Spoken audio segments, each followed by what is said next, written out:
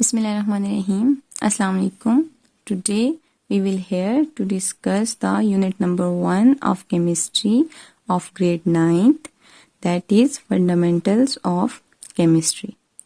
First of all, we will discuss the introduction.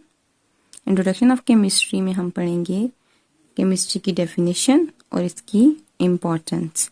ठीक है, तो chemistry की definition में जो यहाँ पर mention है वो ये है, chemistry is the branch of science which deals with the study of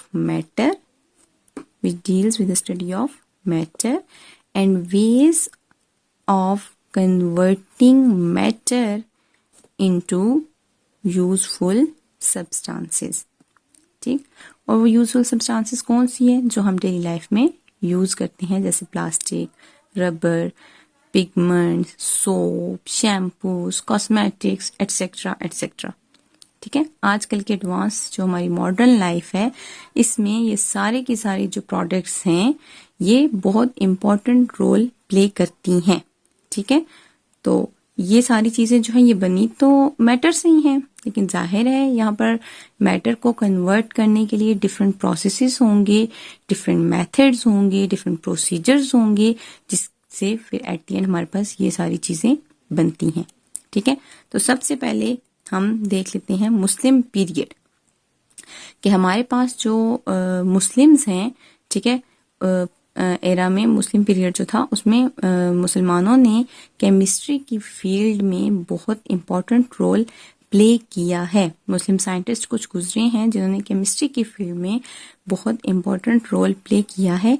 ठीक है, उनको हम वन बाय वन डिस्कस करेंगे, लेकिन उससे पहले हम बात कर लेते हैं कि इन मुस्लिम साइंटिस्ट ने या इन मुसलमानों ने क्यों आखिर इस फील्ड में आगे काम किया. जाहिर है उस टाइम तो कोई कॉन्सेप्ट नहीं था केमिस्ट्री का, साइंस का, तो वो लोग किस चीज को बेस बना के काम कर रहे थे. ठीक है, तो उनके लिए मेन 3 चीजें थी. ठीक है, जिनकी वजह से उन्होंने इस फील्ड में, या आप ये कह सकते हो कि साइंस की तरफ पहला कदम उठाया, काम किया. उसमें सबसे पहला जो पॉइंट था, जो उनका एम था, जो मकसद था, वो था to find out methods to prolong life.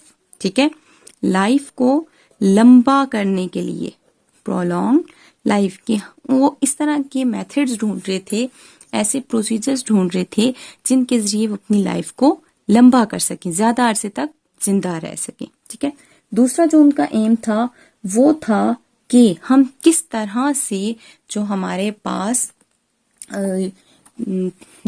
जो सस्ती मेटल्स हैं, ठीक है, उनको हम, जो हमारे पास कीमती मेटल्स होती हैं, जैसे कि आपके पास मेटल्स हैं जिंक, कॉपर वगैरह हैं, उनको गोल्ड में, एक्सपेंसिव जो मेटल्स हैं उनमें किस तरह से कन्वर्ट कर सकते हैं. मीन्स कि उनका दूसरा मकसद था वो था metals to convert into gold, कि गोल्ड में हम उनको किस तरह से कन्वर्ट कर सकते हैं. और जो तीसरा और इम्पोर्टेंट उनका एम था इस फील्ड में काम करने का, जो उनका मकसद था वो क्या था कि वो इस तरह के प्रूफ्स लाना चाहते थे जिससे वो डिफरेंट जो उस टाइम रिलीजियस थे, मज़ाहिब थे, उनको सच या झूठ साबित कर सकें. ठीक है, टू प्रूव रिलीजियस. ठीक है, रिलीजियस को प्रूव करने के लिए.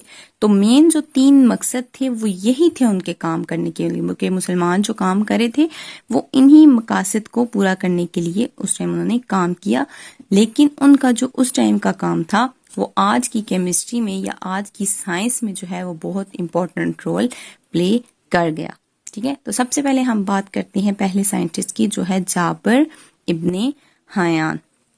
जाबर इब्ने हयान जो था वो जो है उसे फादर ऑफ केमिस्ट्री कहा जाता है. जाबर इब्ने हयान को फादर ऑफ केमिस्ट्री कहा जाता है. अब इसको फादर ऑफ केमिस्ट्री इसलिए कहा जाता है क्योंकि केमिस्ट्री की फील्ड में सबसे ज्यादा काम इसने किया था, और इसने केमिस्ट्री की फील्ड में सिर्फ थ्योरीज पेश नहीं की थी, प्रैक्टिकल वर्क किया था.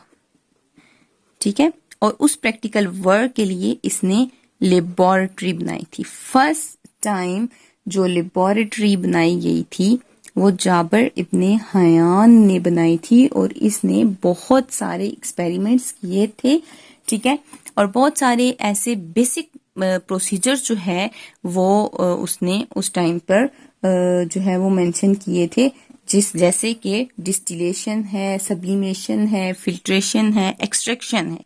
ये सारे के सारे जो प्रोसेस हैं ये उस वक्त जाबर इब्ने हयान ने अपने टाइम पे किए थे, ठीक है। नेक्स्ट जो हमारे पास है साइंटिस्ट वो है मोहम्मद इब्ने ज़करिया अल राजी, ठीक है। अल राजी जो है ये फिजिशियंस भी था और केमिस्ट भी था, ठीक है, और इसी के साथ साथ ये फिलोसफर भी था और इसने 26 बुक्स लिखी थी,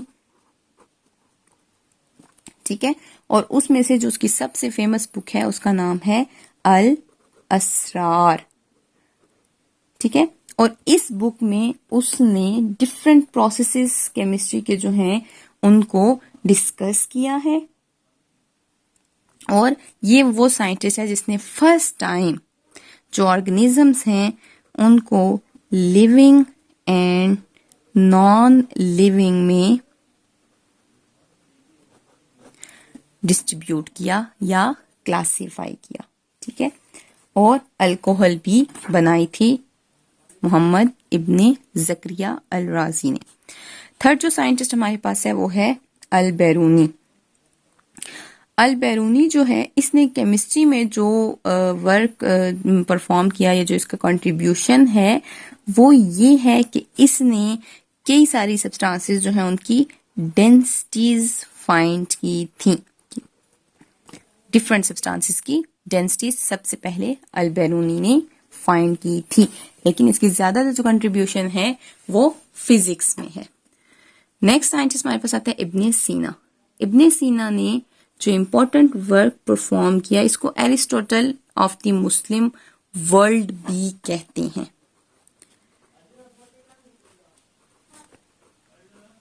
Aristotle of the Muslim world क्यों कहते हैं?